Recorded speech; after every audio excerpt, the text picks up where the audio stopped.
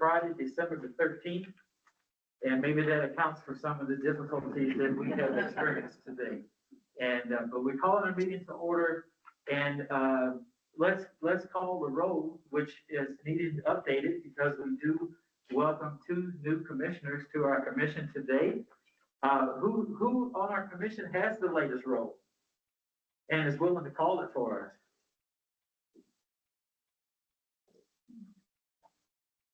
Okay. Does the secretary? Nobody. Well, what we'll do, what the secretary is not here. So that's how we'll start the roll. He's not here because he is walking across stages and accepting degrees today. So congratulations to the secretary. We'll note that he is absent.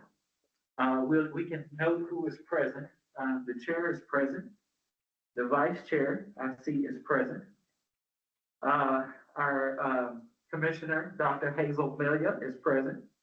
And our new commissioner, Anthony Umi, is present, an appointee of the governor's office. Welcome to the commission. Thanks, sir. Our new commissioner, Ms. Brandy Stone, is present. Welcome to the commission. And also, I see that we have chairman of the PRC, Pat O'Connell. He is present. Thank you for being here. These are commissioners who are present in person today. Also, I see present online. I know State Treasurer Montoya is present, and Commissioner Cotton is present. Let's see, who else is present? Well, you need to call the secretary, someone from the secretary's office, Chair. If we're going to call the roll, let's call the roll so we can make sure Secretary Montoya, not Montoya, I'm sorry. Maggie, is anyone from her office? I don't think so.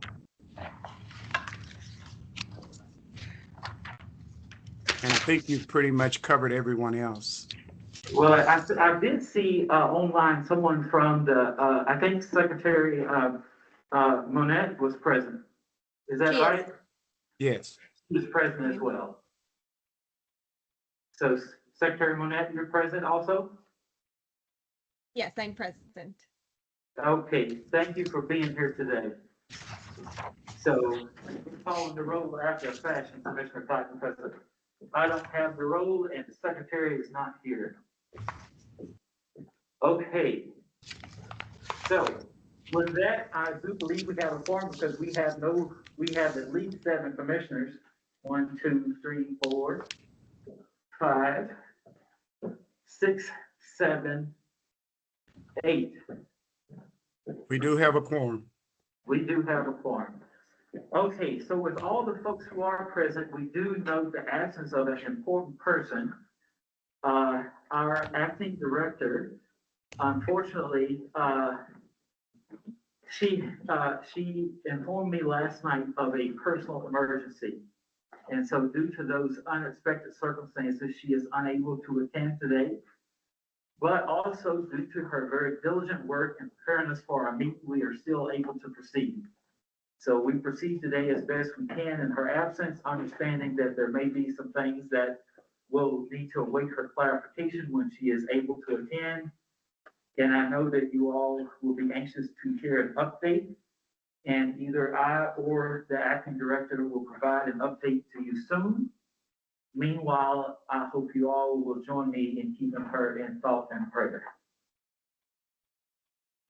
So Yes.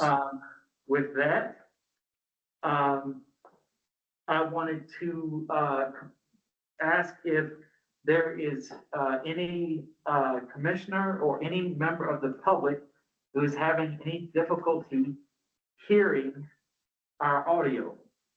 I know that was a concern at our last meeting about the audio quality. So we put that as an item on the agenda just to confirm audio quality. Sounds great. Mr. Chairman, if you could just let us know who's in the room, since we can only see a portion of the people that are there, I'd greatly appreciate it. Oh, okay, sure. So to that point, Madam Treasurer, let's just go around in the room and ask folks to introduce themselves. And it's a very good point because since we have new commissioners, they can take the opportunity to introduce themselves to the commission. And if we, to the extent that folks Absolutely. would want to introduce themselves, they can do that too. So you're not obligated, but to the extent that you would like to, go ahead and do so. So starting at the end, Hi, I'm Lisa Jennings. I'm the local CFO from TFA. Hi, I'm Neema Pickett with the Office of Equity and Inclusion, and I lead the Office of Black Community Engagement here for the City of Albuquerque. Glad to greet you. Hello, I'm Matthew Carroll. I'm Technical Advisor to Commissioner Pat O'Connell from the Public Regulation Committee, and I'm happy to be here.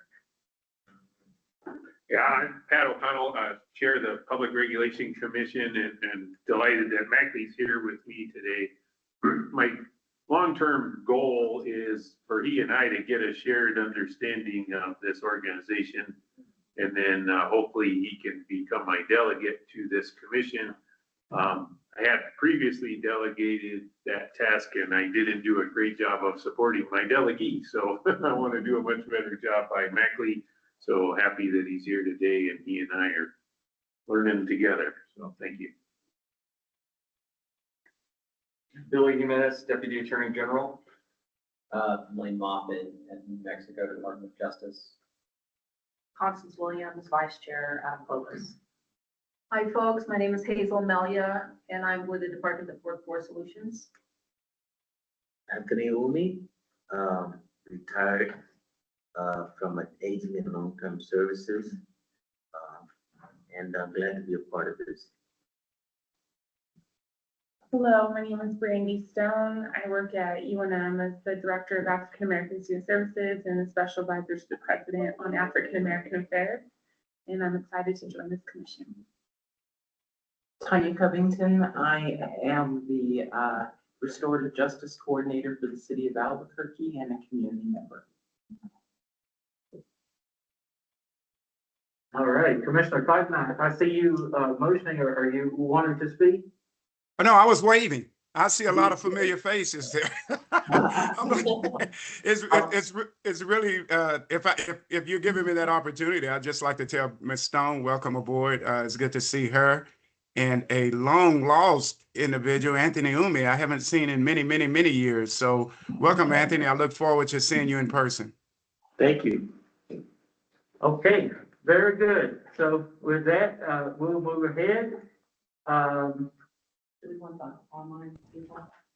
Let's have the folks online introduce themselves. Oh, of course. Yeah, my oversight. Folks online. Christina Naya with the State Treasurer's Office. LaDon Woodson, community member and with New Mexico Black Leadership Council.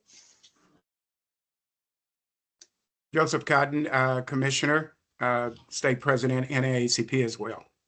Again, welcome.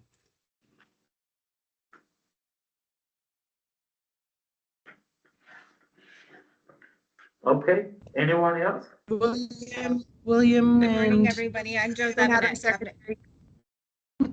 Cabinet Secretary for Indian Affairs. Okay. We have two community members on. If you want to introduce yourselves, William.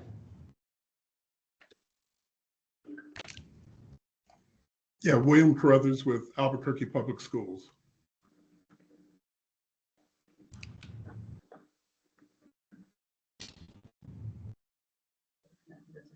Okay, all right. Unless, did we miss anyone? No, I think the other one is LaDon's note taker. So I think we're good on here. And hello, everyone. I'm State Treasurer Laura Montoya, and I'm happy to see all of you in that room. I wish I could be there, but I'm actually down the street at APS at the Educational Retirement Board meeting, jumping between both. All right, thank you, Treasurer, for doing double duty, and welcome one and all. Okay, so we'll move forward with our agenda, which the next item is approval of the agenda. And do I hear any motions related to that? So moved. Second. Moved and seconded. Any discussion? Is there a copy of the agenda? There, I didn't see one on there. Christine, can you put the packet on as a share for everybody? Do you have that? Give me just a moment. Yes. Thank you. So unfortunately, the printed packets, I was not able to access them this morning. We thought we could get into Ms. Beverly's office, but we were not able to. So I have some printed documents, but not everything. No worries. Yeah, Ms. Beverly Gaines tried to arrange with Ms. Lisa Jennings to access her office to get the printed packets that she has prepared, but the plan didn't quite work out despite both of their best efforts. And so, but the agenda was circulated electronically to all of us. And what I'm doing is accessing it electronically on my cell phone. So we're making do the best we can. And, Treasurer. Sorry, Chairman, Treasurer, are you able to see? Oh, wow. Thank you. Go ahead and zoom it out a little bit bigger for people to see, and then please be in charge of that. Chairman, I already have the voting for each one, so I'll pretend secretary today. Secretary Maggie Toulouse-Oliver is going to try to join us, but she is also juggling through a couple of different meetings. Okay, understood. That we're all doing the best we can, and I know that, and I appreciate that. So, thank you. So, I think we were in discussion on approval of the agenda. Any discussion? Hearing none. Ready to vote. Secretary Toulouse-Oliver, we have to actually vote not by voice vote because we're doing hybrid. So I'll go ahead and take the roll unless you have the list in front of you. I do not. Okay, Secretary Toulouse-Oliver, Secretary Monette. Yes. Chairman O'Connell, Yes. Commissioner Cotton, Yes. Commissioner Dabney, Commissioner Ruthini, Dr. Melia, Yes. Treasurer Montoya votes yes. Vice Chairwoman Williams, Yes. Chairman West. Yes. Unless someone else is in there, you have a 7-0 vote. Agenda passes. Madam Treasurer. We just need to update that. So this is a point of order that we should update the roll to include our two new commissioners, Madam Treasurer. Okay, So can you that's tell me? Commissioner Anthony Umi and Commissioner Brandy Stone, I'm sorry, I heard Anthony. right? And last name Umi. Anthony. U-M-I. U-M-I. And the second one? Brandy Stone. Bradley Stone? Brandy. Brandy? Brandy. Oh, Miss Brandy. Oh, congratulations to both of you. So let me retake that. Commissioner Anthony Umi Yes. and Thank Commissioner you. Stone. Yes. Welcome to the commission. There's a 9-0 vote. Thank you. And then that takes us to the next item on our agenda, which is approval of the minutes from November 8th, 2024. Christine, can you lower it for people? So I'd like to make a motion to approve the minutes, but I want to add a specific portion of the transcript as it relates to the last comments from Mr. Waits, specifically because it talks about why the cancellation of the conference was done and the board did not know about it. In addition to that, because we talked about audit and budget, and we should have been aware of that budget process before it actually was going to LFC the following week, and because the audit should have already been started before the day of that meeting. And it also mentions comments of if we wanted to have a conversation, we could go outside. So I think that's important for the public to be aware of. And so the YouTube video transcript was pulled. One of my staff members cleared up the transcript based on the audio. And so I thought that it should be attached to the back of the record so that it reflects the detail of that conversation, including verification that I took no one's computer, and in fact, that the computer was actually at his feet when we were in the room. So, and Madam Treasurer, point of information on that, is that relating to the November 8th minutes?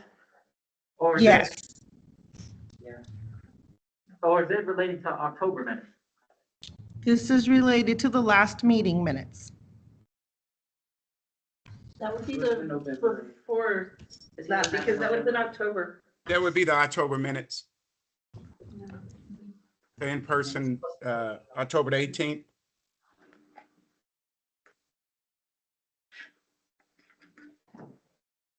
Pull up the agenda. It's on my calendar. Did you get that, Madam Treasurer? We'll add that to the October the 18th meeting. Yes, the motion is to approve the October minutes, including this portion of the transcript behind the minutes for clarification for the community and for our auditors and for our legislators. That helps us to, I think, decrease the liability of what is really supposed to have been done according to statute and the bylaws. Yeah, I guess my point, Madam Treasurer, is that we have two different agenda items. So the first one is and the one that we're on right now is the November 8th minutes. And then later in the agenda, we have a proposed amendment of the prior minutes from October 18th. Right. And what I hear you saying is something about a conversation about the previous executive director of the commission, Leonard Waite. And the last conversation that the commission had in a meeting with the previous executive director, Leonard Waite, according to my recollection, happened at a meeting from October 18th. And so if we're talking about, and we are, an agenda item from November 8th, I think that your motion is not germane to the minutes from November 8th. I'm sorry, Chairman. I think it's just, I'm sorry, Chair, if I may, I think the Madam Treasurer is just one ahead. Let's just go for the approval of November the 8th, and then we could take her amendment on the next item, which is October the 18th minutes. It's just a little mix up. That's what I'm thinking, yeah, that the treasurer's motion So is appropriately considered on the next agenda item. But for this agenda item, it's November 8th. That's right. That's my thought. Okay, motion to approve the minutes for November the 8th. Okay. So I hear a motion to approve the minutes from November the 8th. There's a second from the vice chair. Is there any discussion? Okay, hearing none. Madam Treasurer, would you mind calling the roll? Just point of clarification, what meeting happened November 8th? Was that our last meeting? Yes. November 8th So that was the transcript of that last meeting that Leonard Waits was in. It was for November 8th. No, it was for October, Madam Treasurer. That was the meeting when we were in person, was October, and we had to so Christine went to the November 18th meeting. I understand. Okay. Okay. I'll take the roll, Chairman. Thank you guys for having me on target. Secretary Toulouse Oliver. Secretary Monette. Yes. Madam Secretary, thank you. Chairman O'Connell. Yes. Commissioner Cotton. Yes. Commissioner Dabney. Commissioner Ruthini. Dr. Melia. Yes. Treasurer Montoya votes yes. Commissioner Umi. Yes. Commissioner Stone. Yeah. Vice Chairwoman Williams. Yes. And Chairman West. Yes. May I please just offer a suggestion to our two new commissioners to abstain? And just to make a note, it's in your discretion to vote yes. However, it has been a practice among the commissioners to abstain on minutes that from meetings that they did not attend. So in your discretion, Abstain, I guess. if you would like to. Yeah, we weren't part of it at that time. Right. I abstain. Okay. Brandy Stone, I abstain. Okay. We didn't have two abstentions to that vote then. So with a vote of 6 in the affirmative, 3 in the abstention, and that includes me, it passes. All right. That takes us to the next item on our agenda. And there had been a, on this item, the commission had previously approved minutes from the October 18th meeting. And there have been some proposed amendments to those previous approved minutes. And those proposed amendments have been circulated to the commissioners.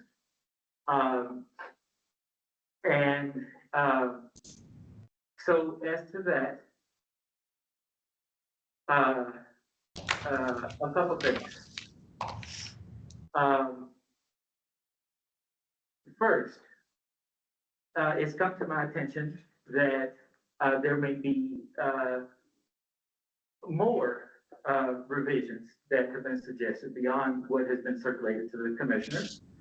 And I think some have been suggested, as we have just heard. And second, I think that it's been suggested to me that the procedure may be to, since the minutes had already been approved, that there may need to be a motion to reopen those previous approved minutes. So a couple things.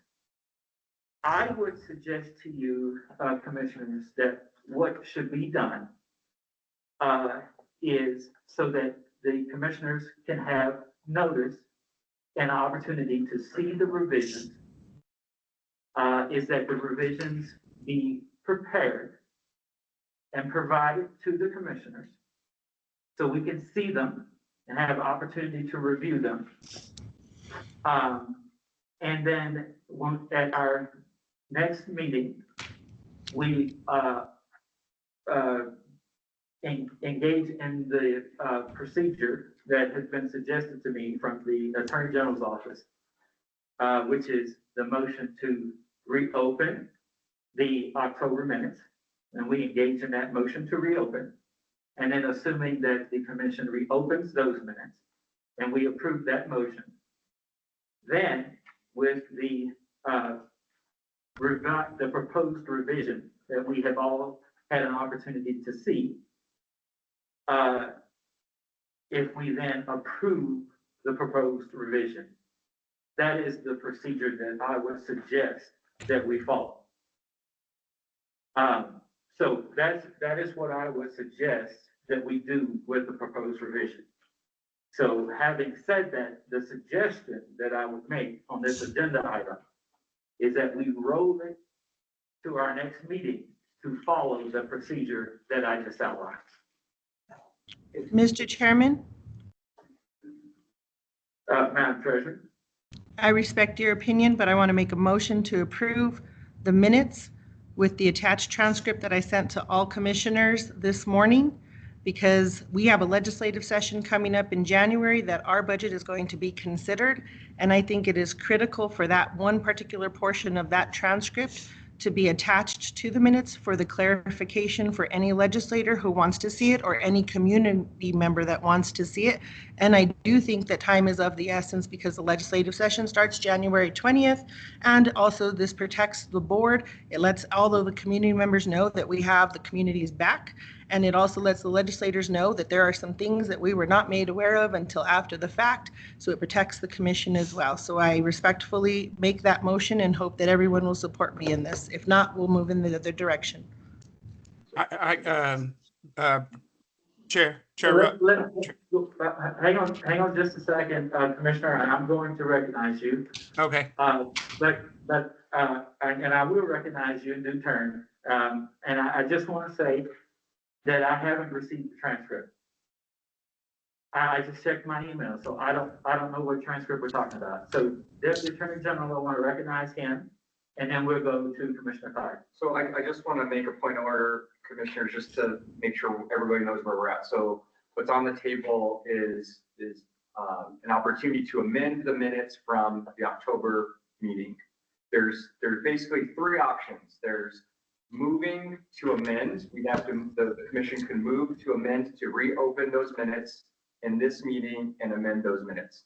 There's an opportunity to move to table the amendment of the minutes until next meeting. There's also, and I don't know if this is entertainable to anyone or Madam Treasurer, but there could be an opportunity to put something on the record in this meeting, including materials or things that might be of critical note for that October meeting. There's that opportunity as well. So we're kind of at this juncture where there's basically 3 options. Just want to make that clear to everyone. Okay, so Mr. Chairman, let me remove that motion off the table and based on legal's recommendation, make a motion to amend the October 18th minutes and include the transcript with those minutes on the record for this meeting. Does that sound right, Billy? Yeah, and then there would have to be a second and then discussion. Then that's where we can debate. I'll second that. We can debate For the purposes for of the discussion. Okay. So second by Vice Chair. So the motion is to, The motion is to move forward, or would you say the motion again, please, Treasurer? Amend. The motion is to correct and amend the October minutes and reflect the transcript with that portion of the minutes, or put them in the information for the minutes for this month, whichever is easier. And to be clear, the transcript was emailed to all of you, and Chairman West, you were in there as well. It was from Christina Perea from my office, and it was sent to everyone this morning, and it is only specifically the portion of the last conversation with Mr. Waits. It was used with the YouTube transcript, and then she went back in there and double checked it all and corrected all of the errors of formatting and typos and put it out there for all of us to have as a record. So there's no opinion, there's no change, there's no actual changes other than formatting and typos to that portion of the transcript. at what time? 10:54. Yeah. I got it. Oh, my goodness. While we were It's working six- on computer stuff. It's 6 minutes before me. So this is an opportunity for discussion. So Okay, so we have a motion and a second to amend the minutes from, and I will just say, that, you know, our secretary is not here. So our secretary had circulated our October minutes well in advance of our meeting. And he did solicit revisions from everyone. And our October minutes were, revised. And we do have a revision. And there was an opportunity in advance of this meeting, I think well in advance of our meeting, to include revisions. And so in order to do our work well and to do it right, and there's no disrespect, Madam Treasurer, I understand that you are trying to get this right. But I just think that timing is a part of that. If we could have enough time, that also could help. So let me try to find this email from 10:54. So while you're doing that, Mr. Cotton has his hand up. We're in discussion. Oh, okay, Commissioner Cotton, yeah, please, I did promise to recognize you. Go right ahead. Oh, that's okay. Thank you. Thank you. I think we're in line. I do support the motion. I have read the amendment. It was part of the conversation and the meeting. I really don't think it's a big issue not to amend, because it was a conversation that we did have. But I do understand if you need time to read it, we can read it. But it's just like making a change. Even if there was a correction here, we would correct a wording or something like that. So I just think it's, I support that motion. It's an attachment. It's an attachment. And had I not had a chance to clarify, I'm not. Sorry, I Mr. still Cotton. cannot find it. Right there. I still can't find it, and so if someone can help me, No, don't forward it to me. If somebody can help me read it out, like explain it to me so I can understand. If someone would please. I can do it for my phone. Yes, Okay. I can do that. Do you want to read it, treasurer, or? Yes. So to clarify, I'm not trying to change your minutes that we all worked on.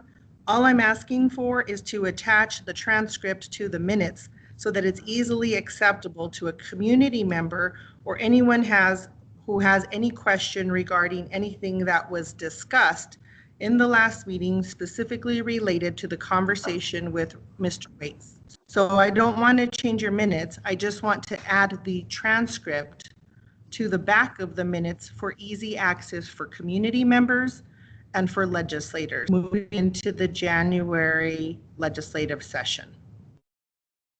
Treasurer, if I may. Vice Chair. I was gonna say, just reading over this, I do recall that conversation happening with Mr. Waits and kind of the back and forth that went on with this. I don't know, I guess, I don't know if generally speaking, the conversation back and forth on a specific issue is included in minutes generally, but I think the context is important to, understand what everything, commission, issues that commission has had to deal with. And so it is 9 pages long, but it's essentially the conversation going back and forth. And I want to say that it was after the 18th meeting that and we talked about it at the next meeting about how they were able to get the computer and all that other type of stuff. So from Mr. Waits, and that he had it in his possession, even though he said different during the meeting. Can I ask clarification on the computer? Just a moment. Let's go to the Attorney General first. So, Mr. Chair, Madam Treasurer, maybe it would be, I guess, 2 things. The motion could be, instead of saying an amendment to the minutes, an attachment to the minutes, right? Like that might be more accurate to say, want to make an attachment of information to the minutes, which might require you to withdraw the previous motion. And then maybe, Madam Treasurer, maybe you could, because for some of the commission members who weren't here at that time, maybe you could just provide a little bit of background for why this is needed, because I think that might help them out as they're nodding in the room about getting a little bit more context. Sure, I'd be happy to do that. And I think my revised motion is that the amendment part of the motion is for the amendments that were made from the previous October minutes. So I take a deep breath, Chairman. I'm not changing anything in your minutes that you've worked hard on in the last 2 weeks with all the other members. What I wanted to do is get the attachment of this particular portion of the transcript attached to the amendment minutes so that everyone has a reference. So for those that are new committee members and those that are new in the audience, we had a meeting. It was our last meeting with the executive director. We had added into the agenda that we wanted to know about the budget. We wanted to know about the audit. We wanted to know about anything that we had some legal issues on. And so being all a basically new vision for MLK, we had that in our agenda. And Mr. Waits had no documentation. He did not give us the LFC hearing paperwork for us to be aware that the following week we were going to have a meeting with the legislature about a budget that this commission never approved and never recognized what increases were going to be presented. He didn't have the paperwork, and he used me as the excuse to say that I took his computer. We didn't know at that time, and it's not reflected in the transcript, that he actually did have the computer, and we saw it at the end of the meeting right next to his feet. And we did take the computer by the end of the meeting. But during that meeting, he made comment to both Chairman West and I that if we wanted to talk to him more, we could take it outside.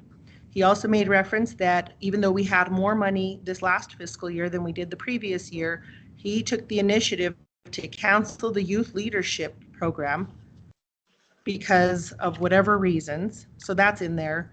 And then it was also clear that with the budget, legally, the board is required to approve it before it goes to the legislature, which had not been done. And he clarified that it hadn't been done in years. So those 3 aspects are within that 9-page conversation that I thought were important to what we have done as a board, what we hadn't done with the previous administration, and that we needed to be able to move forward with the clean state in the new year when we go to the legislature to discuss our budget requests. I did, Madam Treasurer, find that email and the transcript attached. So my apologies, but I will just say that I did also find a dozen other emails that relate to the commission surrounding it too. So it took a while. Sorry about that. Thank you for. No worries, Mr. Chairman. That's how I feel about all the emails I get from you all. So, okay, and also Commissioner O'Connell was kind enough to share his transcript with me on his cell phone. So I did have an opportunity to skim it, and I do see what you're saying. I think that we should also just put in the minutes a link to the YouTube video itself. And just say, for reference, you know, that we have put a transcription, but the YouTube video is actually the best. It's the best, right? Because the video is the video. What we transcribe, you know, is what, you know, but it is actually the video is what we want to refer people to. And actually what we should do is just put a link to the YouTube video in every one of our minutes from now on. Always. So that anybody who has our minutes also has a link to a YouTube video. And they can always just say, oh, let me click the link to the video. And then I can go to the video. So maybe we should just make that a standard practice. In our minutes, we always put the link to the video. So we should do that here in these October minutes. Transcription or no transcription, but I understand you know, you want this transcription, but I think the link to the video is what we should do. So, Mr. Chairman, everyone is aware of the YouTube links and they can get that and reference it. Otherwise, this specific part is to protect the commission. It's to be transparent with the community. And it's for any analysts or legislators or anyone else that needs to pull this specific part, including Billy, to be able to get it quickly and not have to go and watch 3 or 4 hours worth of MLK commission. Okay, so Billy, Deputy Attorney General, have you seen the transcript? I have not seen the transcript, but is the transcript pulled from the YouTube video? Is it like I guess YouTube has an ability to like pull like an electronic transcript? Mr. Chairman, Deputy, yes. And think it's been edited, right? Because is that right? To make it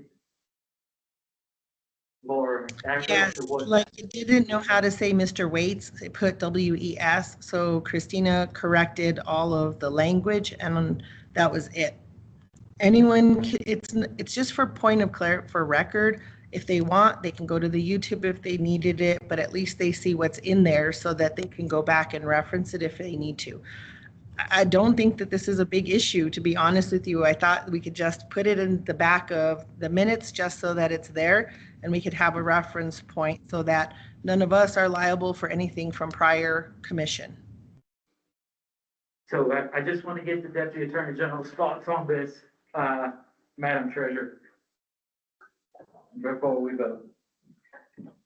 Well, I think it just is what it is. I still think what's on the table is approving this process here, amending, again, putting an addendum on the former approved minutes, or there's an opportunity to table, or some other mechanism to put it on the record. So I think that's still, I mean, it is what it is. What are your thoughts about what's being said about you know, protecting the commission from liability, Deputy Attorney General? Well, I mean, I guess what I would say, I understand Madam Treasurer's position. It was a weird time, and it's been somewhat tumultuous with Executive Director Waits departing the commission. So I can understand how there might need to be some clarification on how the whole situation ended up, because it was quite, I guess for the commissioners that were here at the time, there was sort of this back and forth, this very argumentative, you took the computer, I didn't take the computer, and I don't have the budget numbers, and it was a very tense moment. So finding some resolution and making sure that it's clear that, I mean, I guess to be frank, that like Mr. Waits might have been misleading the commission in that meeting. And I think that's what is kind of established by the attachment of this transcript, just to be clear with everybody. So to the extent that there needs to be clarity, I can understand why Madam Treasurer might want to have that, right? And I just think it's a commission decision on whether you all feel like you need to approve that change or that addendum or attachment rather. I move to move that forward because I think it's important. It gives context. Link the YouTube video up to it. Anybody can look at it. But essentially, she's trying to provide context to that specific point, which was a snapshot in time of a larger issue. So I mean, I would. And maybe if I could make one more recommendation, it could be an unofficial transcript. It could be, it's not like a certified or sort of, under oath type of transcript by like a court reporter. So it could be noted that it's an unofficial transcript or something to that nature. So, Madam Treasurer, I think that if we could just, in your motion, put unofficial transcript at the top, add a link to the YouTube video in the minutes, right? Because that is actually giving you the actual link to where the video is. I think that makes me more comfortable with your motion. And then I actually have just one other question. What else does your motion do other than add the transcript? Anything else? It allows for you to pull those minutes that were approved before and do the corrections that you sent out to all of us. Okay, so just those red line corrections that the other commissioners had? That's it. So just attach the minutes with your, are you okay with adding unofficial transcript at the top? Yes, absolutely. It's unofficial YouTube transcript of that specific section. And are you, unofficial excerpt? Let's see, how would you say it, David Turner? I would just say unofficial excerpt transcript from the October, was it 18th meeting? Okay. For I don't think anyone actually really reads these minutes other than the fact of somebody who might need it. It's an easy, quick way, and I have the team that was able to get it done. I think we're overthinking it. This is just me making sure to be clear to the community what really happened, because I'm sick of hearing people hear something else that's not the truth. So they have the truth, and when the legislature asks us about it, they can see the official transcript, or the analyst can do it, so we don't have to have another public hearing and put our dirty laundry out there at the legislature and take the distraction instead of focusing on our budget. So I'm going to call for the question at this point so we can just get this vote going, because we have like 17 agenda items, if that's okay with you. No, I was just going to ask if there was any other discussion, and I don't think there is. Okay, so during no discussion. Okay. Secretary Toulouse Oliver. Secretary Monette. Yes. Chairman O'Connell. Yes. Commissioner Cotton. I'm voting for the motion that's on the floor, right? Thank you. Yes. Yes. Commissioner Abney. Commissioner Ruthini. Dr. Melia. Yes. Treasurer Montoya votes yes. Commissioner Umi. Abstain? Correct. Commissioner Stone. Was that an abstention? Yes. Thank you. Commissioner Vice Chairwoman Williams.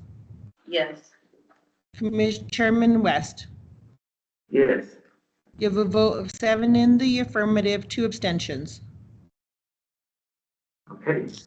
Moving right along, we go to the Dr. King minute presented to us by Vice Chair Williams. Hello, everybody. Constance Williams. I'm a licensed master social worker. I recently passed my clinical exam, so just need to get my license. Sent to from the state. But this is the Dr. King minute that I have undertook. So, one of the great liabilities of history is that all too many people fail to remain awake through great periods of social change. Every society has its protectors of the status quo and its fraternities of the indifferent who are notorious for sleeping through revolutions. Today, our very survival depends on our ability to stay awake and to adjust to new ideas, to remain vigilant, and to face the challenge of change. Dr. Martin Luther King. These words were spoken only months before Dr. King was assassinated.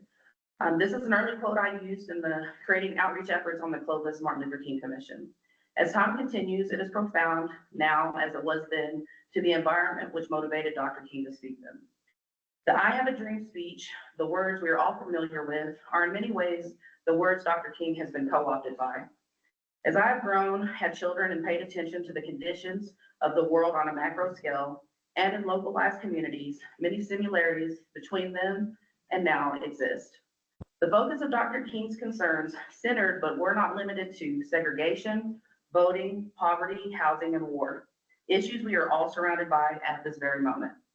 Sprinkled around the perimeter of this beautiful library, full of resources to increase knowledge, are indicators that reflect the current conditions of this community, reflective of the Poor People's Campaign.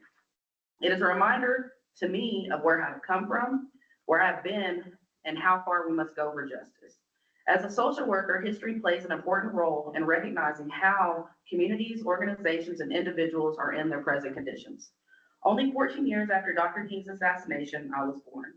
18 years after he was killed, President Ronald Reagan established the federal King holiday. 23 years after his death in 1991, New Mexico established the King Commission.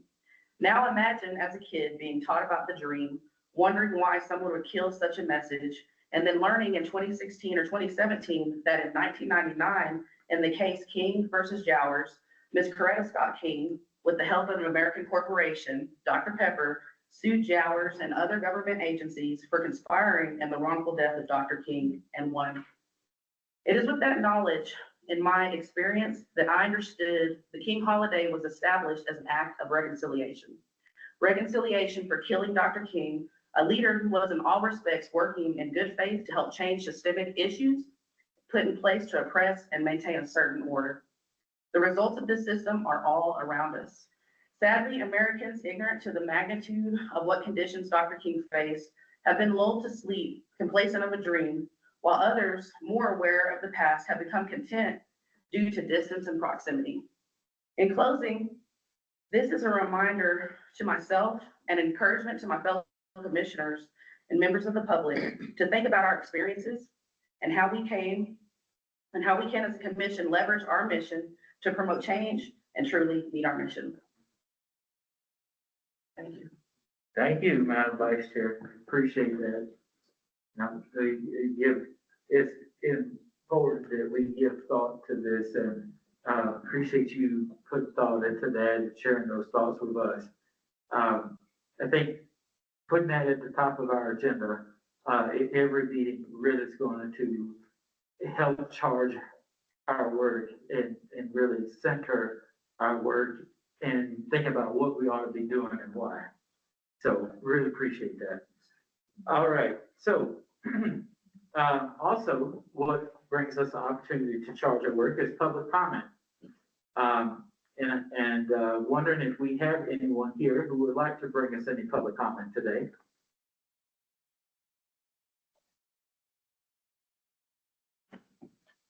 Hearing none. Unfortunately not any public comment today. Which brings me to informational only items, matters from the chair. The first one is about commissioner emails, which is related to public comments, the first item. So with the commissioner emails, sometimes what I found being chair these past couple months is the better public comments that I have gotten, they don't come during the commissioner meetings. The best ones happen outside of the commissioner meetings. When I'm talking to community members, the pearls of wisdom, the really treasures from community members, those are the comments in the conversations that I get from community members outside of the meetings. And I really treasure those conversations. They are gifts. And I need to figure out how to facilitate those conversations more often, so I can collect those pearls of wisdom. And one of the ways I think that that can happen is with the commissioner emails that the acting director is working on soon, and very soon. I think all of the commissioners will have MLK rc.nm.gov emails. And so with, as soon as I get one, and I think it's gonna be LB West at nmkjrc.nm.gov, I will invite everyone in the community to email me and set up a time if you want to talk to me. If not, just email me your thoughts, is whatever you have in mind. Share those thoughts with me. You're leaving before it's ready. What we have to do? Was it a temporary Zoom, like not from Beverly, and it's like getting their own Zoom link? I think it's the TV, because of. Do we have that? We asked a lot of people. I think there's. Let me go ask. Okay. Let me go ask. Can you all still hear us online? Which is like 10 minutes every time. Yes, we can hear you. I got kicked out, but Oh, Energy saving. is there like a? This seems like a tech issue with the. She did say touchscreen earlier. Yes, it did. And we can see everything and everyone online. Is there a problem? With our video, hello. The TV is trying to shut down on us, so we won't be able to see you guys. Oh, is that what's going on? Yes, sir. Oh, okay. You were one on the talk and I didn't recognize you, I'm sorry. Oh, maybe I don't want energy saving. Okay, cool. Okay. All right, we're back. Okay, great. Well, yeah, but it, that doesn't have to be that stuff. okay. Just for the record, something like for future. Okay. Thank you for saying.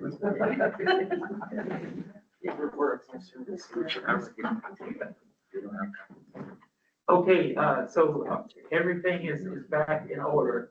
To apologize, we had a technical difficulty.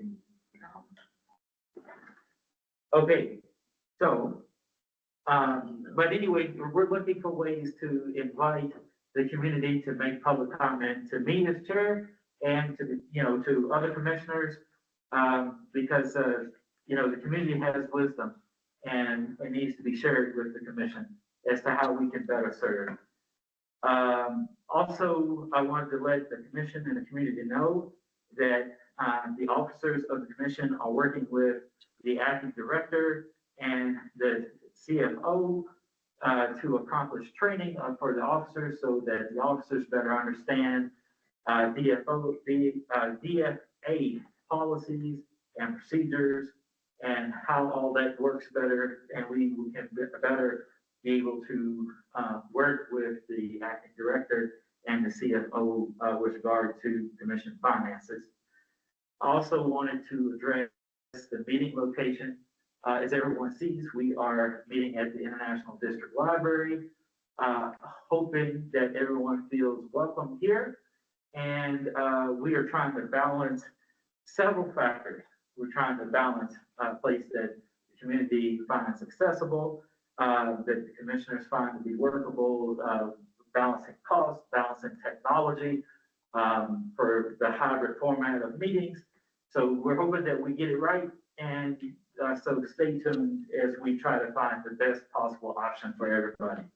And just know that is what we were trying to do. Any informational items from the commissioners? Okay, hearing none. We had, next item on our agenda was a presentation from Representative Herndon. And Representative Herndon did let me know that she might not be able to attend. So I would not be surprised if she is not here. And I don't think she is. So with that, we'll roll her presentation to the next meeting and proceed to the next item on our agenda, which is the acting executive director report. As we know, our acting executive director is not able to be here today, but to her great credit, and in my opinion, her written reports are excellent. And so, even though she's not able to be here, I think she has provided us in written format a very well done report. And so we can look at her written report and see what the status of the audit is. We can see that the audit status is that the audit has been submitted from the auditors to the Office of the State Auditor and is currently under review. So once it is publicly released, it will be brought before the commission. And she has even given us a timeline of when it will be hopefully released. So we can see that that is behind schedule. And I can go to our CFO and she can confirm this. My understanding, I was hopeful that the auditors would have been on time and met that November 1st deadline. But my understanding is that I was based off the timelines that were happening at that October 18th meeting, and where things were happening with the former executive director and where things were as of October 18th, everybody knew that the audit would be late except me at that point. Is that right, CFO Jennings? Yes, sir. So it was kind of assumed at that point, we were trying every last ditch effort that we could to make sure that the audit was on time. However, it was kind of unfair to ask the auditors to be able to complete the audit in that timeline. But they did complete it and get it submitted close to Thanksgiving. So it is in the review process. We have already passed DFA's review. Now we're just waiting on OSA's review and then they'll submit the final. It is very typical for most state agencies that the audit reports typically don't get released till the end of December, maybe early January. They do try to get most state agencies released before the budget hearings really start. That way you can use your audit results in those budget hearings, but that's not a guaranteed timeline. It really depends on OSA's workload and their staffing. So. Okay. But bottom line, even though the thing was behind schedule and it was unlikely that it was going to be submitted on time, as of October 18th, I know you and acting director did everything y'all could to try to get it in on time. And I know even when I had a chance to talk to the auditors, I was still encouraging them to try to get it done by November 1st. And they probably rolled their eyes at me knowing that, okay, anyway. They tried, and they got it pretty close, but unfortunately, the last week towards getting all of your audit reports submitted, they're working on other reports besides just ours. So they gave it a good effort, but it sometimes takes longer than a week to prepare those reports and to make sure that everything is consistent throughout. And I've prepared those reports for several years, so I understand their pain. But yes, thanks to the new commissioners and to acting executive director Ms. Gaines, you guys did get the audit report completed prior to the end of November. So it's late, but it's not that late. And trust me, there's other state agencies that still have not submitted. Okay. So. Well, thank you for your help and, of course, to the acting director for everything that y'all did to get the thing in. So appreciate that. Then we also see in the acting director's report, she has the 2025 Dream Weekend commemorative updates. She has listed the commemorations, and it looks to me that these are the events. This appears to me to be a list of funding approvals. I'm thinking this is what she has approved. Yes, sir, Commissioner West, or Chairman West. So this is the list that she has currently received of commemoration requests. So these are the ones that she's been approving. that we may still receive additional requests, and then sometimes there's requests for other items like promotional items instead of actual funding, so. But these are also, all of the events that are listed right now, are expected to be 2 to 3 day events for each one, so. If that helps for anybody, and it seems, at least in talking to acting executive director Gaines, she said that she's getting more participation from around the state than what you guys have typically received. Excellent, yeah, and she has mentioned to me that there are more coming and from, more locations. And so she's excited about that, and she may be approving some others. And, you know, to the extent folks are interested in this, she's also shared with me, on the conflicts issue that we had discussed at the last meeting, just to allay any concerns that folks may have about potential conflicts, that she is not a member of any organization here for any, that she has approved. So there is no conflict on our policies and procedures for any approvals that she has made. So she did make that disclosure to me, and so I am in turn passing that along to the commission. So very excited about this, and moving right along. Next item here is certainly something that I know that CFO Jennings can speak to. So the next one in my packet, and mine might be out of order. So I have the FY25 expenses to date.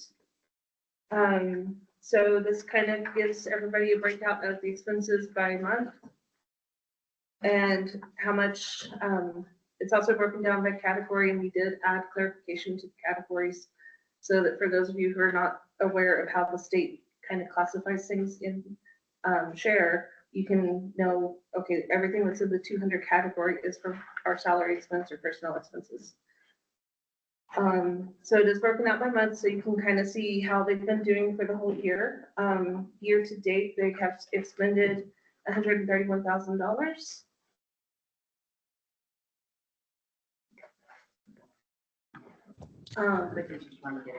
Mr. Chairman, can I just ask some specific questions on this slide? Vice Chair, could you? Yes, go ahead. Thank you. So, good afternoon. I noticed October was a lot higher, and I'm sure there was a payout that is included in that. But I also looked at the employee liability insurance premium. Is that an annual fee? And did we put it in the reflection of the current fiscal year budget? The 15,000, is that the GSD? I believe that is the GSD, Madam Treasurer payment, and so we worked with the analyst from State Budget Division to make sure that we had allowed enough money plus some additional cushion in the 200 category request for the revised request that was submitted. So I'm sure that that is covered. And if you look at, so the account code 520800, annual compensation, annual and comp paid at separation, there was a payout of $9,404 upon the resignation of Mr. Waits. And with that 9,000, do you have the breakdown of what that consisted of? How many hours of annual leave? I do not, but I can try to obtain that for you. I think I can back into that number because I think I can find his salary. So I can email that to the commissioners later after the meeting. And then Vice Chair, on the overtime, it's not standard for this budget to have an overtime. What was that for?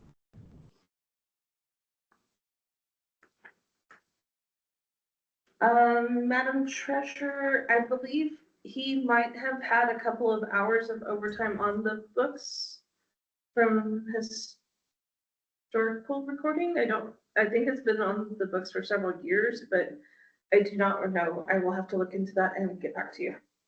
So that 156.35 overtime was for Mr. Waits?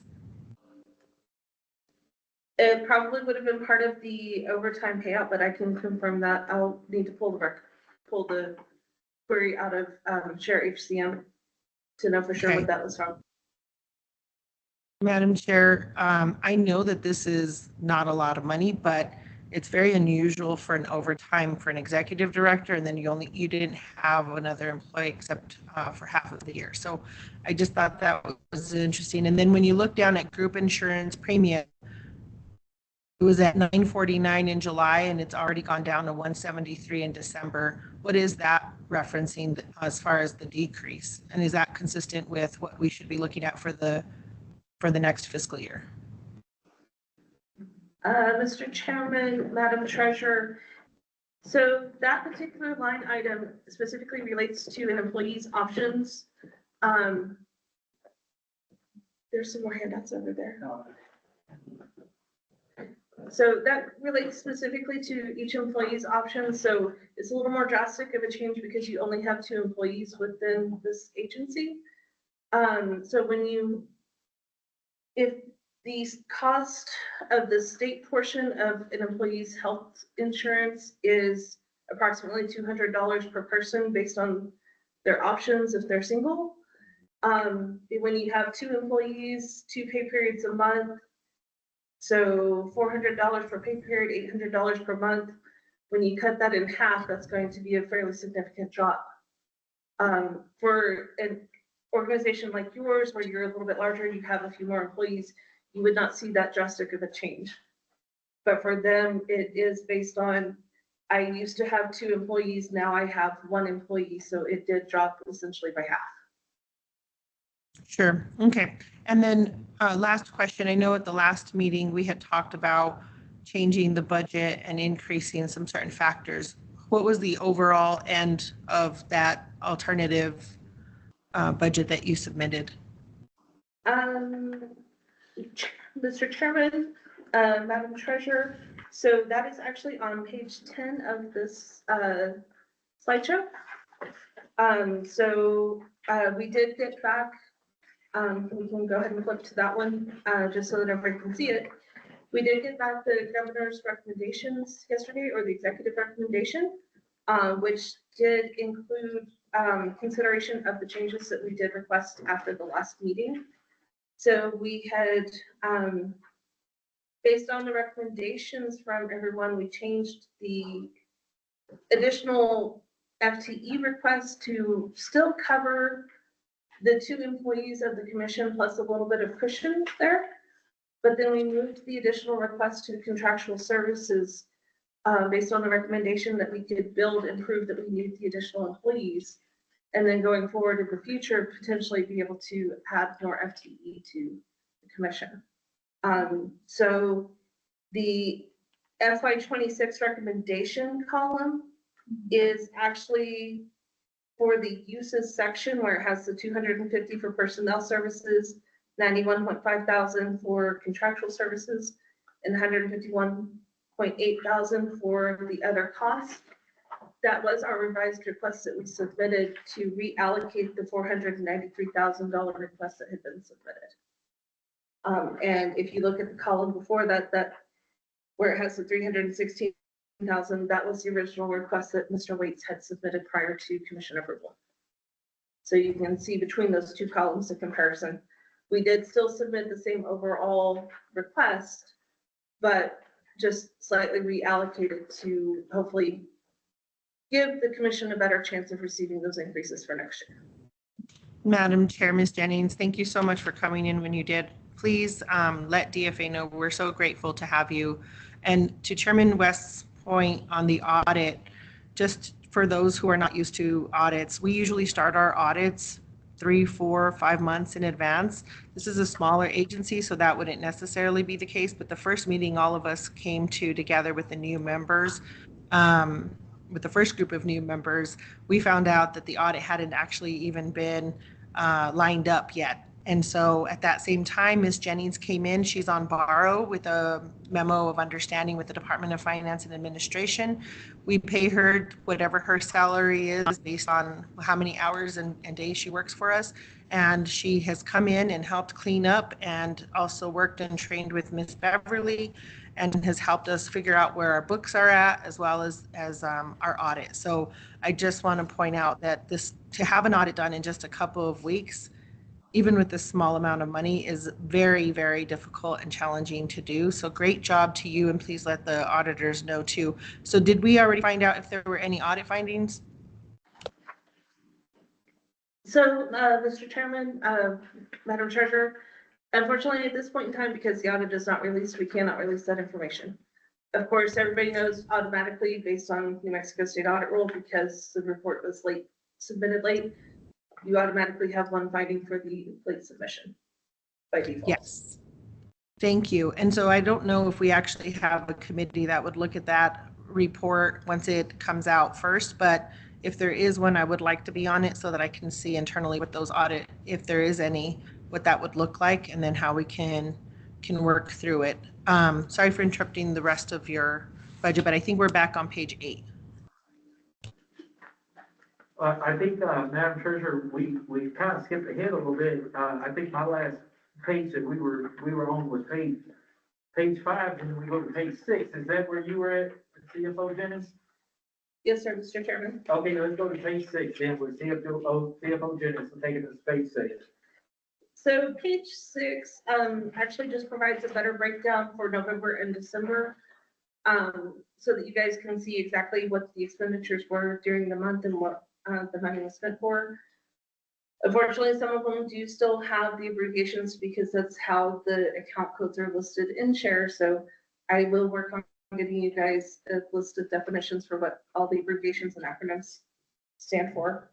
So if there's any questions about any of these expenses, this basically shows what we showed you guys last month for the partial month of November. We finished out November and now up through yesterday for December. Okay, and any questions on page 6? Seeing none, hearing none, page 7. So as of yesterday, again, here is the status of our FY25 budget.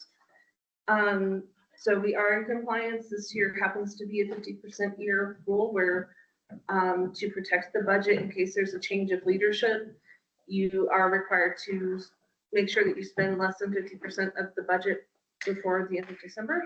So we are on track to stay below that threshold. We still have a little over 50% of the 200 category or the salaries expense remaining. About 73% of the 300 category expense remaining, and of course that's for different contracts and stuff.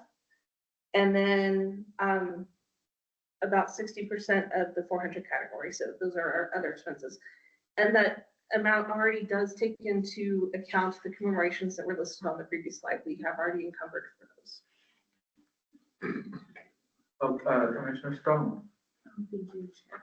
I just have a quick question. So for the salaries in category 200, I understand that the previous director's salary would have unencumbered, but does the acting director's salary encumbered? Like there's no encumbrance now for salary, so I'm just curious. So thank you for that question, Mr. Chairman and Commissioner. So actually the way the budget status report works, and this is not an actual budget projection, I have a separate spreadsheet that has a budget projection that's not been provided. So we don't go through and encumber the salaries because the only thing that's going to show us an encumbrance here is anything that has actually been put on a purchase order before we expend it. Okay. And salaries are not treated that way within the state. Okay. So in monitoring how much of our 200 category is left over, I have a whole separate spreadsheet that takes into account how many pay periods are left in the year. And it takes into account how much our hourly wages are. And then of course, the other salary expenses, so FICA, healthcare, all of that to make sure that we have enough in the budget for the remainder of the year. Thank you for the clarification. Okay. We're ready to press ahead, page 8. Page 8 is the annual report, and the acting director did get this submitted timely, and she did circulate a copy of the annual report. I think this is one of the documents, unfortunately, that were in hard copy, still locked in her office. But she circulated it, as I said, electronically, and it's a beautiful document, in my opinion. Very well done, and represents the commission very well, I think, at the, the legislature, and at the governor's office, where it was circulated. So make sure you take time to look at it if you haven't already. And then look at forward there, page 9. Mr. Chairman, before you go on to page 8. Okay. So on page 8. On page 8, I was trying to share the document so people could see it online. It's beautiful, and you wrote a beautiful message, but just a couple things that need to be changed. Commissioner for Maggie Toulouse Oliver needs to be changed to Secretary of State. For Commissioner for PRC, Chairman instead of Commissioner on his, and mine is not, it's Treasurer, State Treasurer. Right. But it's beautiful, so thank you for doing that extra work. No, that's all to the credit of acting director. I never Please saw tell it her. until, I never saw it until she circulated it. So I literally just saw it this morning. So this is the page I'm referring to. If you can see in the very bottom, that's the part we need to fix. oh, And Commissioner Yeah. Dabney's triangle hexagon. you would prefer that she put your statewide title instead of commissioner. Well, I think. And I also, sorry, just one more thing. My name is spelled incorrectly as well. Not that it's a big deal, but. So I'm going to, I'm going to make a suggestion, because I think that, right now we got one staff person in the office, and I think when we get her some, if we're able to get her, whether some contract staffer or, it's a lot of production for one person, right? To put this document together, even if she had sent this to me and said, revise this, and I haven't revised it and sent it back to her, there's a lot of burden for her to even to receive my revisions and take those into account and try to implement whatever I say and try to meet her deadline. See, what I think, my opinion is she would need a deputy or like a administrative support person, because she's trying to run the commission, and I think like administrative things like this distracts her. I mean, could you imagine, Mr. Chairman O'Connell, if you're trying to run the PRC and I try to distract you from running the PRC with something like this? Could you imagine? No, Mr. Chairman. Go ahead, Madam Treasurer. Mr. Chairman, we do things like this and multitask all the time. These are titles, these are people that are appointed by the governor, these are people that are elected, and commissioner is spelled wrong. So I don't know why we have to have a conversation. I'm just letting you know we need to correct it before it goes out, or if anyone else prints. I hadn't seen it till this morning, or I would have told you sooner, but just take note so she can fix it for the future. Okay, all right, well, we'll make a note, maybe if you don't mind, send the acting director email, and that way it'll be in her email box, waiting for her attention, when she's able to give attention to it.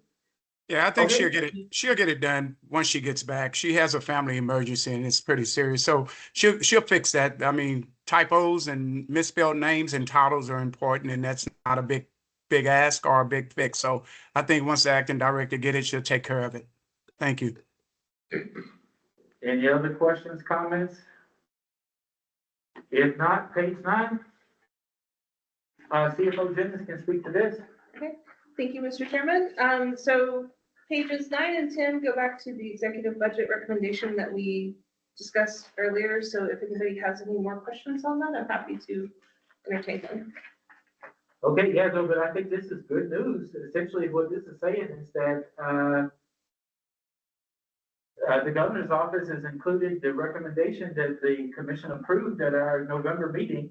We met for the specific purpose of having the commission to give voice to what the commission wanted for a budget recommendation, knowing that the commission hadn't, what was submitted was done without commission approval.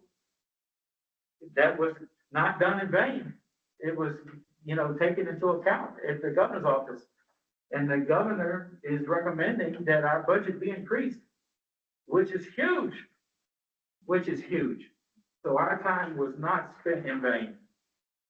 The governor is listening. So we thank the governor for her support is reflected in her budget recommendation. So thank the commission for its support in meeting and giving time and attention to that issue. And we thank the governor for her support in including the commission in her executive budget recommendation. Okay, so, and next page is more details about that. And, Vice Chair? Lisa, can you tell me, because I can't recall, when we increased the other, on the fiscal year 26, was that for the rental car, or for her to be able to rent a car or have some sort of vehicle? Was that part of the other uses part? Mr. Chairman, Madam Vice Chair. So that was definitely taken into consideration, was to allow her funding to either obtain a state vehicle or use the state motor pool.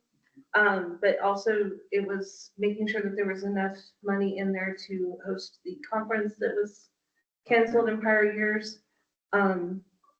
So hopefully that helps. Okay, and would contractual services would not be part of that, like we wouldn't, or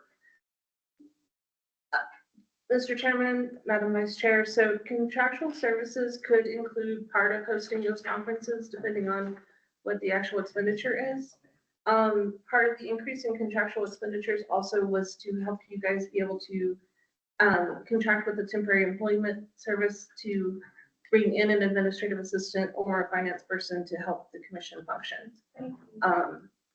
But then also she was wanting to make sure that she had enough money in the other category for doing the commemorations and for hosting the different various events that you guys host throughout the year. Thank you very much. Okay, any more questions on that? Seeing none, last page of this presentation, youth leadership conference planning. She says that it will be June 26th to 28th, location to be determined, more information to be provided at the next commission meeting. So again, a thorough report from the acting director. Thanks to her for preparing it. The only other thing I'll mention is she did prepare this excellent flyer reporting on some events on the Dream Weekend that is coming up. It'll be before our next meeting. So the acting director has stated to me in conversations that she wants involvement from the commissioners related to the Dream Weekend. Bear that in mind and make a point to try to attend some of these events. She has said that she's going to be involved in some events in the southern part of the state. Now, obviously, she can't be involved everywhere. She can't be in multiple places at one time. So she's asked me to represent the commission in, the more northern part of the state or central part of the state. So I'm going to be at these events that's listed here on the flyer, and possible also in Santa Fe, depending on the schedule. And she's talking to me about that, and we're working that out. And of course, I can use help representing the events. So, let's be in contact about that if you want to be involved with those events. And she, again, is approving other events that the commission is supporting. So I expect she will be in touch with all of us about events that the commission needs to be represented at. And she wants us to be involved. So expect her to be in touch with all of us about the commission in, present at and supporting and representing events, going forward. And I think that's it on that agenda item.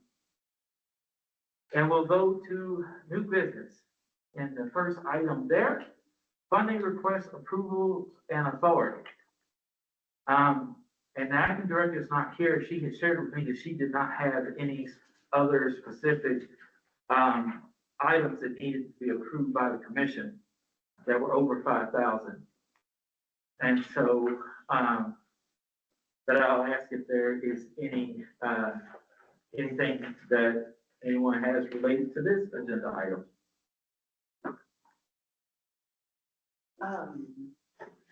Hey, everybody. So, post the exit audit interview, I basically have better understanding of, the functions and the disbursements.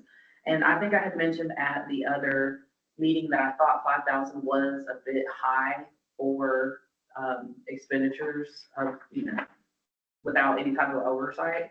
And so I don't know if it's at this point right now to try and bring up or suggest that we have some sort of oversight greater than just kind of the reports. I don't know exactly how to even frame that, but I think that in some respects, what I learned from the exit audit interview was that we had, I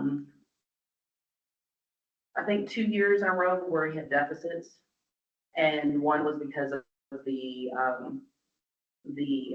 youth conference, and the other one was possibly related to the youth conference, and essentially like it was $20,000 that we ended up, I guess, there should have been like a third party that was supposed to pay for that, and it didn't end up happening in that way, and so the commission had to swallow that expenditure to move forward. And so I, even looking at the current flyer, I was kind of just wondering more about what that looks like. How do we deal with sponsorships? Because like this says, hey, sponsored by Grant Chapel, but then we have a funding proposal where they're asking to pay for $3,000 for stuff.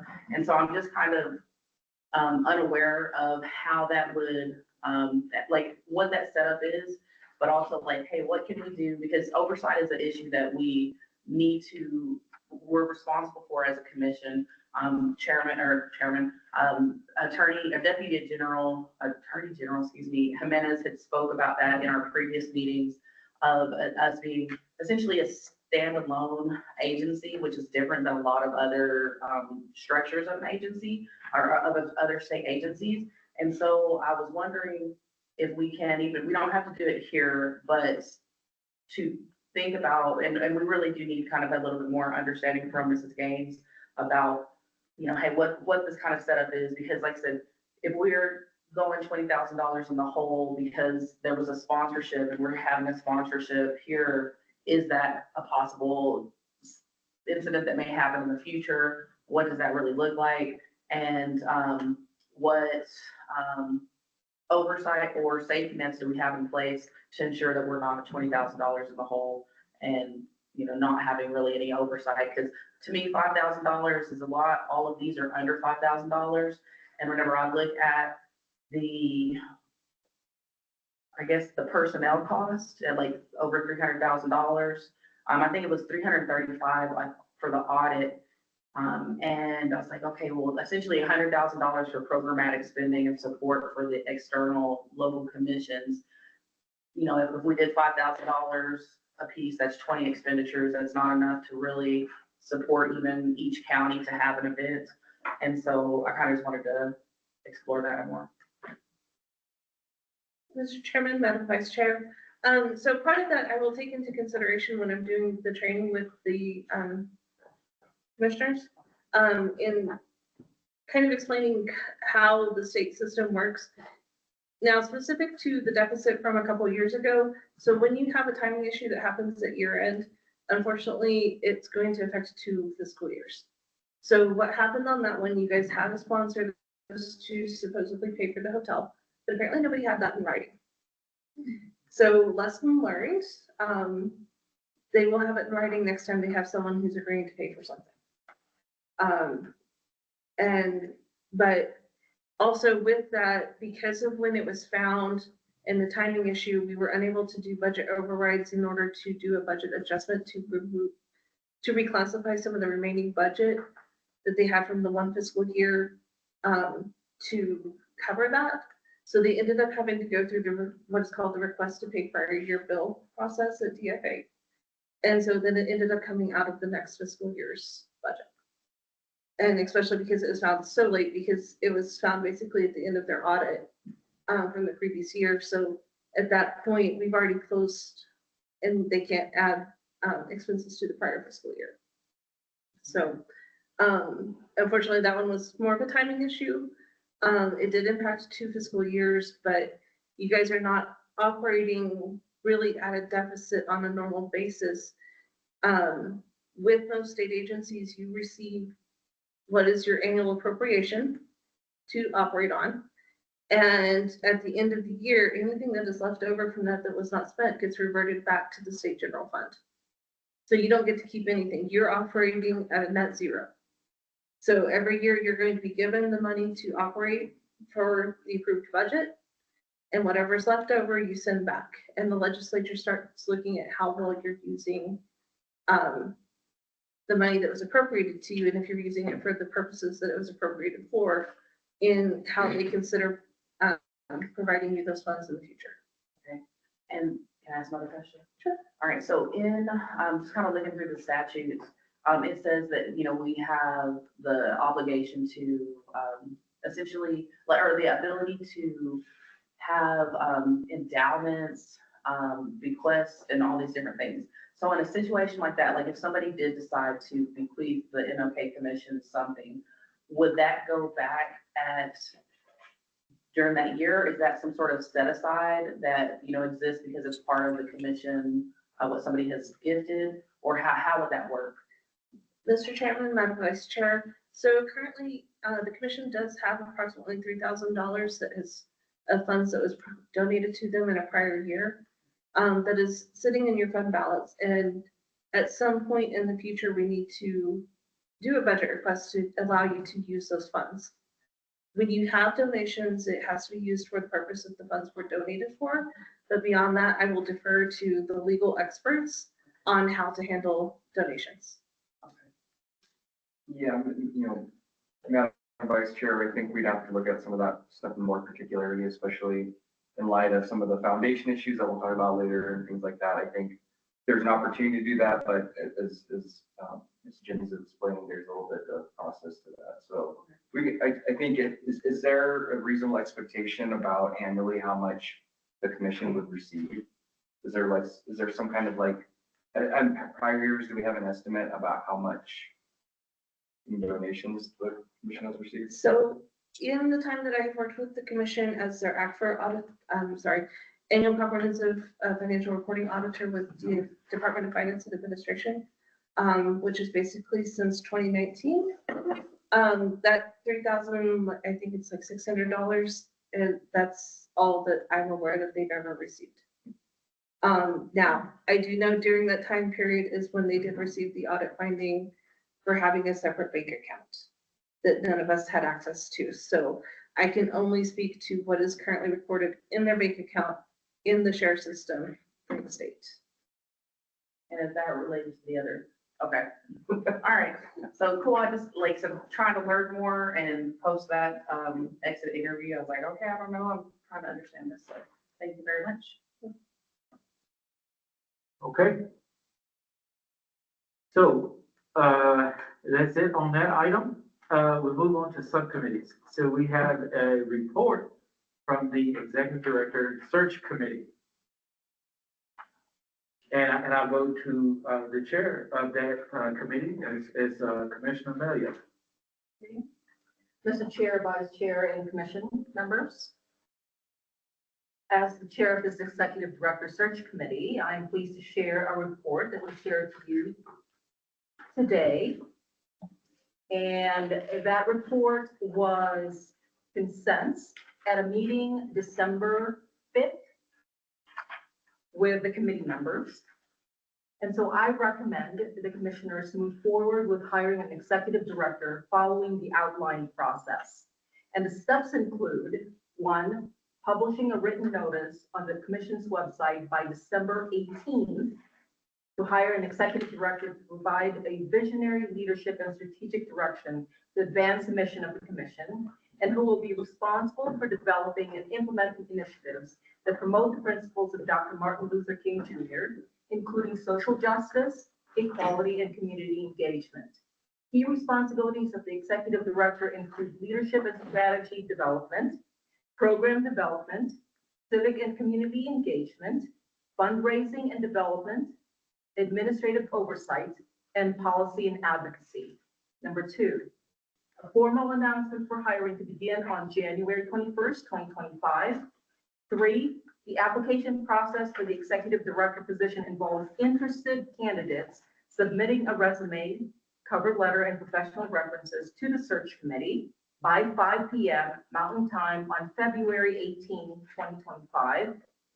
4, the search committee, or this executive director search committee, will interview candidates, finalists at its next scheduled public meeting. And lastly, we'll seek final approval of the governor for the selected executive director. At this point, I would like to invite any discussions from the commissioners, suggestions, or any discussion. Thank you, Dr. Melia. So just procedurally, I would invite, to bring forth the discussion, I would invite a motion to adopt the committee report. So move. Okay, is there a second? Second. Okay, so it's been moved and seconded to adopt the committee report. Is there any discussion? Can I ask a question? Is this, for the initial review and screening, it says that the process will be completed by February 28th, 2025. So that means that a decision will be made shortly after that. Is there a date for when the decision will be made?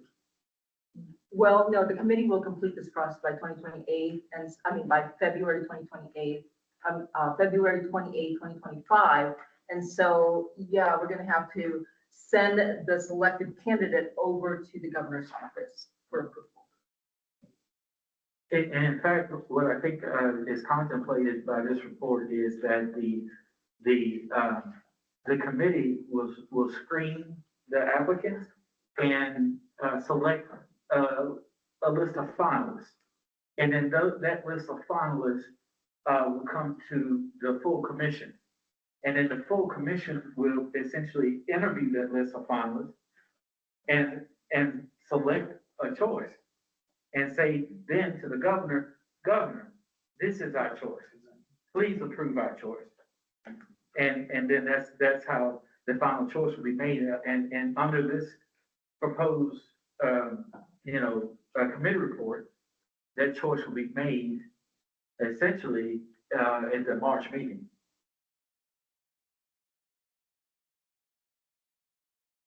Thank you, Mr. Chair. Thank you. Good question. Can I ask one question just for clarification? Do we, when we post this, will it be like on Indeed.com? Will it only be on the state website? Will it be on a national scale? Do we pay for those things, or, because I'm not sure of that. Yeah, so this, Mr. Chair and Madam Vice Chair, we are seeking advice from the governor's office right now for that. And I'll post that. I wonder, and I have heard of late that within some of the government postings, state postings, that there have been some glitches due to the use of AI, that there have been several positions where it's asked for like a specific degree. And if someone has a degree higher than that, they still get kicked out because they don't have the last for an associate degree. And someone who will put down that they have a master's degree and they'll be kicked out because they don't have an associate's degree. So just screening the words. Yeah. Yeah. Mr. Chair, Madam Vice Chair. From my experience in state hiring, that is not going to be so. Because the interview, all the packet, the hiring packet will be sent to the search committee. And it's not going to be, the SPO or the State Personnel Office will not be doing that. Mr. Chairman, may I ask a question? Of course. The applications are going to who directly? They're not going to SPO, correctly? This is an executive director through MLK. That's right. Is they gonna be, correct me if I'm wrong, Madam Chair, but I think they're going to, be going to the governor's office, right? No. At this point, Mr. Chair, Madam Treasurer, it's going to be going to the search committee, to me. Okay. To the Yes. chair. Perfect. Yes. I thought we, Commissioner Cotton? yeah, I'm sorry, just real quick. I think in our meeting, we voted that those applications would go to the chair, which is Ms. Melia, straight to her. Okay, yeah, that's right. And that's what Dr. May just confirmed, and you confirmed the same. So they're going to Dr. May. Perfect. Yes, that's what I wanted to make sure because it should not go to the governor's office at any point. The governor's office should not have any acknowledgement of who the applicants are until the search committee then, makes their recommendations and then the commission decides what we're going to do. And then we have one or two that we give her and tell her this is our primary or whatever the case. And then the governor can decide at that point. But this will not go through your standard state personnel office or application process. This is a very detailed process that is specific based on what the search committee put together. We can all put it on our websites as well once it's all finalized. And then we can determine also if this needs to be a bigger search than what we first start getting in. But I just wanted to make sure it's going to Dr. Melia, not to the governor's office, not through the state agencies. We're not trying to taint the process. We're trying to make sure we streamline it and keep it as holistic as possible. That's right. And my memory stands corrected by you and by Commissioner Cotton. And as I remember now, that in the committee process, it was asked how Dr. Melia would, I absolutely 100% remember and agree with Dr. Melia and with Commissioner Cotton and now with State Treasurer. You all have the better memory of it, and I agree with you all. That is what the commissioner, that's what the committee agreed to, and that should be what is reflected in the committee report. All right. Is there any other discussion or can I go ahead and do the roll? I think. I hear no other discussion, so I think the, ready to vote. Perfect. Secretary Toulouse Oliver, Secretary Monette, Yes. Chairman O'Connell, Yes. Commissioner Cotton, Yes. Commissioner Dabney, Commissioner Ruthini, Dr. Melia, Yes. Treasurer Montoya votes yes. Commissioner Umi, Yes. Commissioner Stone, Yes. Vice Chairwoman Williams, Yes. and Chairman West. Yes. 9-0 in the affirmative. Very good. Okay, this takes us to the next item is appointment of a committee. It's the Strategic Planning Committee. The commission needs a strategic plan. This is the committee that really is going to help us realize the new day at MLK that we say that we want and tell us how we're going to get there, right? In terms of the steps that we're going to take and the time that's going to take us to get there, how we're going to prioritize, how we're going to expend our resources and how we better serve the community and how we involve the community in helping us develop the plan. this is a very important and exciting committee for the commission. This is the commission's imagination. So, I want to appoint this committee. I think that the 3 officers of the commission should be on it. Also, our new commissioner, Brandy Stone, has offered to be on this commission, and she has experience with strategic planning. And so she will bring that knowledge and experience to this committee, which is very exciting. We're very fortunate that she's willing to share that experience and that knowledge with this committee. That's only 4 committee members. So we definitely need some more. At least one more. Who would be willing to be on this committee with the 3 officers and Commissioner Stone? And let me just share with you a little bit more what this committee will be doing. There's been some brainstorming this week with Acting Director Gaines, and she's very excited about it too.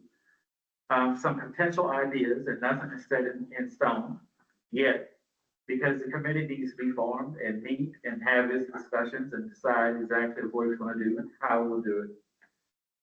But the community is going to be an important part of this process, because we need the community to tell the commission how we better serve it over the next 5 years. So then we can tell the legislature, this is our plan for how we intend to better serve the community over the next 5 years. We have talked to and worked with the community to develop this plan, legislature and governor. This is how this process is going to play out. And the process has been developed in partnership with the community as to how we will better serve the community. And so, but Acting Director Gaines and I had this wonderful conversation about an advisory committee that we may form with the community members and leaders, potentially calling it the New Day and MLK Advisory Committee. And then the community can advise the strategic planning committee of the commission in developing this plan. And so there's a potential for some exciting things to happen.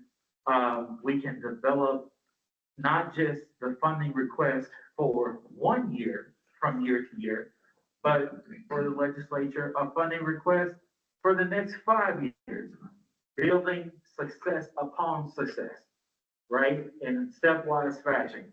This is what we're going to do in year 1. This is what we plan to do in year 2, 3, 4, 5. And so we show some vision and what we're intending to accomplish. So I think very exciting work, very important work, what the commission ought to be doing and needs to be doing. We can take in this committee up to 6 members. We have 4. Any thoughts, ideas? Any other members of the commission willing to serve? Chairman, Yes. I believe Commissioner Cotton had his hand up.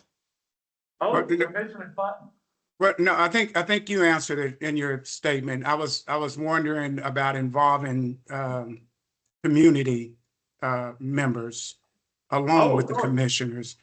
Maybe the other 2 could be from the community to work with that. And then I'm also wondering if it's okay to have the committee ready, but maybe until we hire a permanent director into that position before we start a strategic plan without a director. I know Beverly, interim acting director Gaines has visited with you guys, but I just think maybe by the time we hire a director and then just have that person, included. I don't know if we should form the committee now or wait until we have a permanent director to see the direction we're going and then have that committee ready.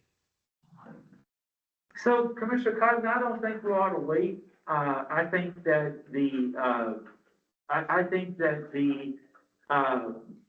really the permanent director needs to be willing and ready to ride the wave. they need to join they need to meet the vibration of the new day at MLK.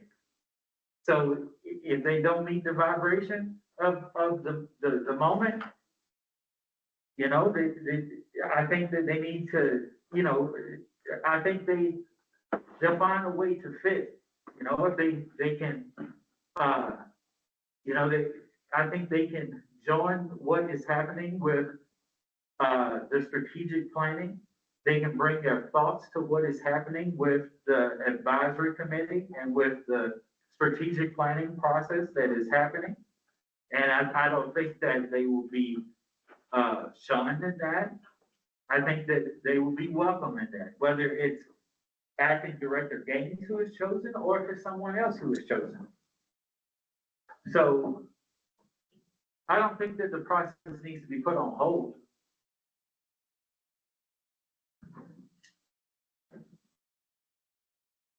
Okay, that's your opinion. That was my opinion. So, I mean, either way, either way it works. As long as we just want to be able to work, whoever is coming in or whoever remains, we're all in this together, and we want to be able to work together as a whole. I don't believe there's bad ideas. I think everybody's opinion and their ideas are great. So, if the committee is formed today, that's fine.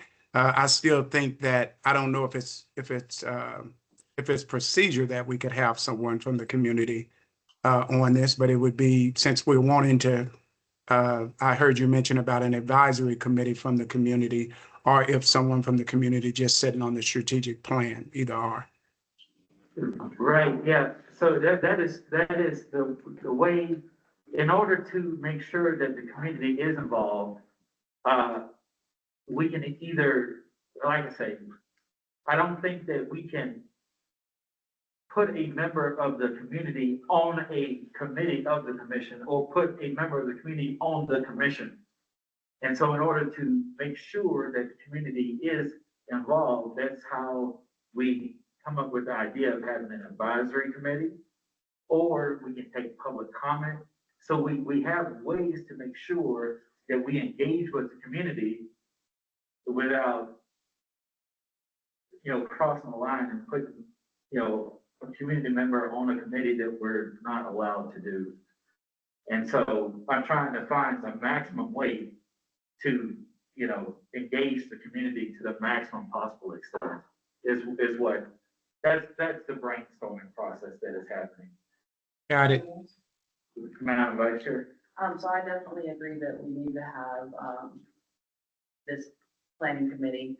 I think that since we're missing some of the commissioners today, I think that, and everybody's kind of new, I think that we need to kind of let that marinate a little bit and revisit this again come January so that we can, you know, have, or this is December. So come in January so that Ruthini, well, because Ruthini's part of the executive, but Dabney, I think it is, and any other people and even the newer commissioners kind of to essentially kind of think about what this looks like in practice. I think that one of our first places would be to have a survey or something of that nature, and engaging in the advisory committee, what that kind of looks like. But I definitely support it and think that we just need to let everybody absorb it to have the best suggestions on how to form it. Chairman, I also agree with both commissioners, Cotton and Vice Chair Williams, that we table until we can have a discussion with the remaining commissioners.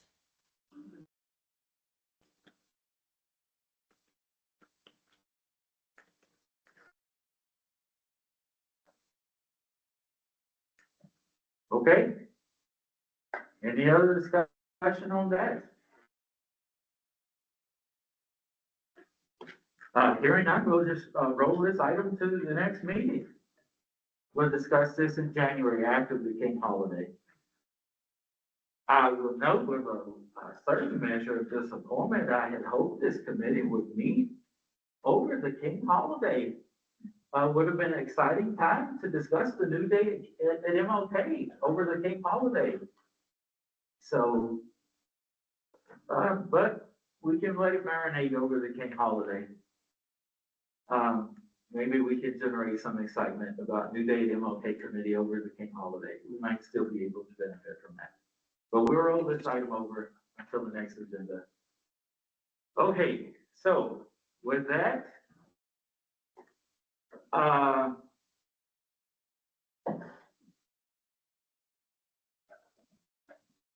the next item is,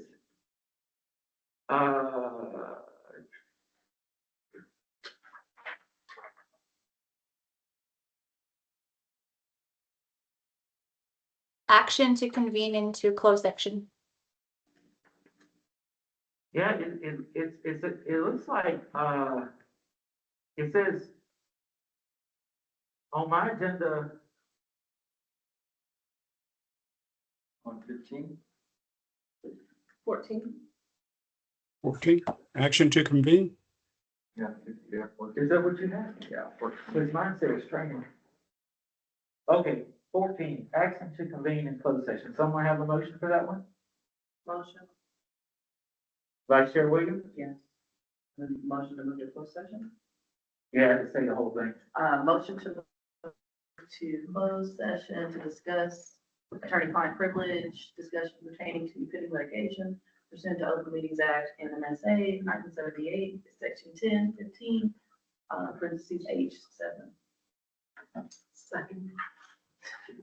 Okay, moved and seconded to move into closed session. Any discussion? Hearing none, we call a roll. Secretary Toulouse Oliver. Secretary Monette. Yes. Chairman O'Connell. Yes. Commissioner Cotton. Yes. Commissioner Dabney. Commissioner Ruthini. Dr. Melia. Yes. State Treasurer Designee Anaya. Yes. Commissioner Umi. Yes. Commissioner Stone. Yes. Vice Chair Williams. Yes. Chairman West. Yes. 9-0 in the affirmative.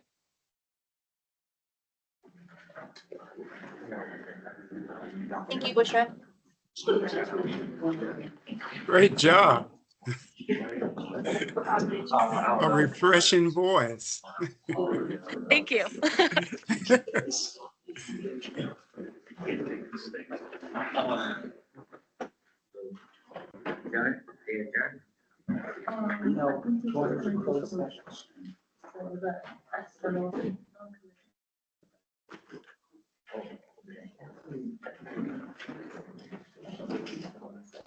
Move along. Yeah, right. Okay, have we ended the recording? Christina, do we have one more on that